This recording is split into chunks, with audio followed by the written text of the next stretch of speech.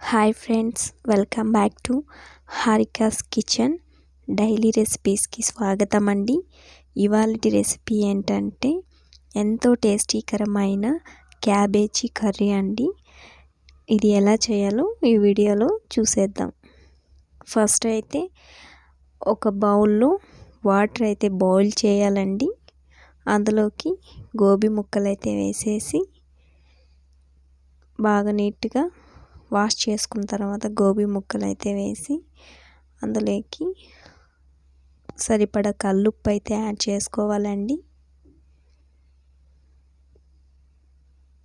So చూడండి, ఒకసారి అయితే నీట్గా కలుపుకొనేయాలండి.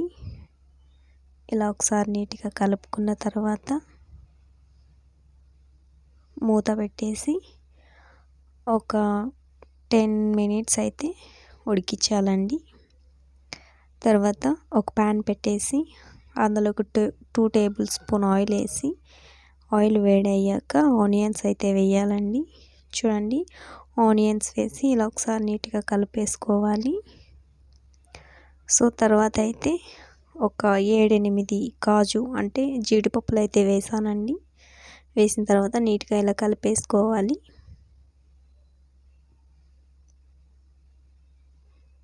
ఆ తర్వాత ఒక 4 టమాటోస్ అయితే సన్నగా కట్ చేసుకొని అవైతే యాడ్ చేసేయాలండి. ఇలా మొత్తం అన్నీ యాడ్ చేసి నీట్గా అయితే టమాటోస్ మగ్గే వరకు మూత పెట్టేసుకొని ఉడికించుకోవాలండి. ఆ తర్వాత అయితే ఒకసారి చూద్దాం గోబీ ఎలా అయిందో. సో పర్ఫెక్ట్గా అయితే ఉడికిపోయిందండి. సో చూడండి, నీట్గా అయితే ఉడికిపోయింది. ఇప్పుడైతే ఒక మూత పెట్టేసుకొని ఆ వాటర్ అనేది మొత్తం వంపేసుకోవాలండి. సో చూడండి, వంపేసిన తర్వాత ఇలా ఉంది. సో ఒక మిక్సీ జార్ తీసుకొని ముందుగా మనం టమాటా మగ్గబెట్టాం కదా, అదైతే చల్లార్చుకున్న తర్వాత మిక్సీ జార్లోకి వేసుకోవాలండి. సో చూడండి, ఆ మొత్తం మిశ్రమాన్ని అంతా మిక్సీ జార్లోకి వేసుకొని అందులోకి ఒక 7-8 వెల్లుల్లి వేసుకోవాలండి. ఒక 7-8 రెబ్బలు వెల్లుల్లి, 1 ఇంచు అల్లం, ఆ తర్వాత కాస్త దాల్చిన చెక్క, 4 లవంగాలు, ఒక 3 ఇలాచీ వేసుకోవాలండి. సో చూడండి, ఈ మిశ్రమాన్ని మొత్తం ఇలా మెత్తగా పేస్ట్ లాగా కొట్టేసుకోవాలి. తర్వాత మళ్ళీ ఒక ప్యాన్ పెట్టేసి అందులోకి 2 టేబుల్ స్పూన్ ఆయిల్ వేసి 1/2 టీ స్పూన్ సాల్ట్ వేయాలండి. ఆ తర్వాత 1/2 టీ స్పూన్ కారం, తర్వాత 1/2 టీ స్పూన్ పసుపు వేసి ఆ తర్వాత ముందుగా ఉడికించుకున్న గోబీ ముక్కలను అయితే అందులోకి వేసేసి నీట్గా ఒకసారి అయితే కలిపేసుకోవాలండి. గోబీ ముక్కలు అంటే సో ఇవేనండి, కాలీఫ్లవర్ ముక్కలు. చూడండి, ఇలా నీట్గా అయితే కలిపేసుకోవాలి. ఆ తర్వాత ఆ మిశ్రమాన్ని పక్కకు పెట్టేసి అదే ప్యాన్లోనే సరిపడా ఆయిల్ అయితే వేసుకోవాలండి.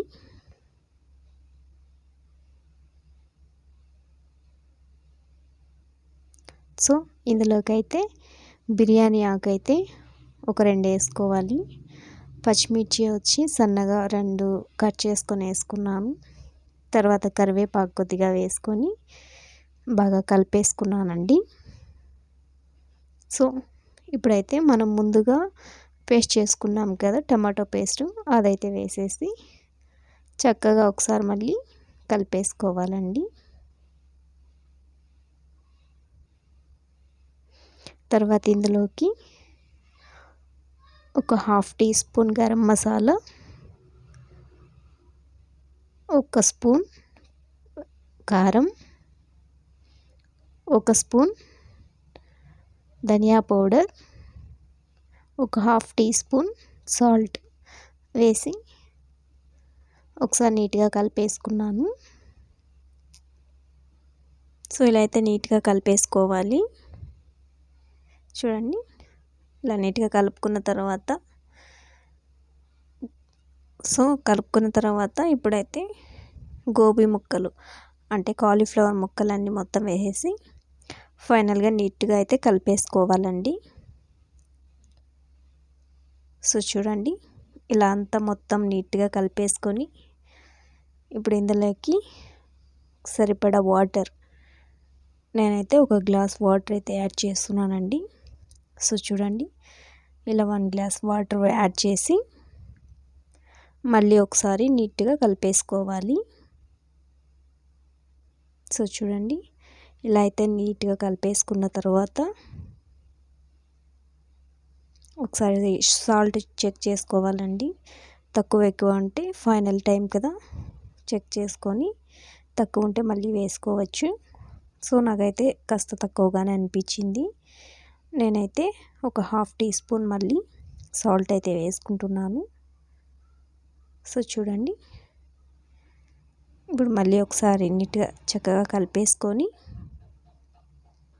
మూత పెట్టేసుకుంటున్నానండి. ఆల్రెడీ ఉడికిపోయింది కాబట్టి కాలీఫ్లవర్ ముక్కలు చాలాసేపు అవసరం ఏం లేదండి. ఒక 3-4 మినిట్స్ ఉడికించుకునేస్తే సరిపోతుందండి. చూడండి చక్కగా ఉడకపెట్టేసింది. చాలా అంటే చాలా టేస్టీగా కూడా ఉంటుందండి. సో ఈ రెసిపీని మీరు కూడా తప్పకుండా ట్రై చేయండి. వేడి వేడి రైస్ లేకైతే చాలా టేస్టీగా ఉంటుంది, చపాతీ లేకైనా రైస్ లేకైనా. సో ఈ వీడియో మీకు నచ్చిందని అనుకుంటున్నాను. ఈ వీడియో మీకు నచ్చినట్లయితే లైక్ చేయండి, సబ్స్క్రైబ్ చేసుకోండి. మంచి రెసిపీస్తో మళ్ళీ కలుద్దాం.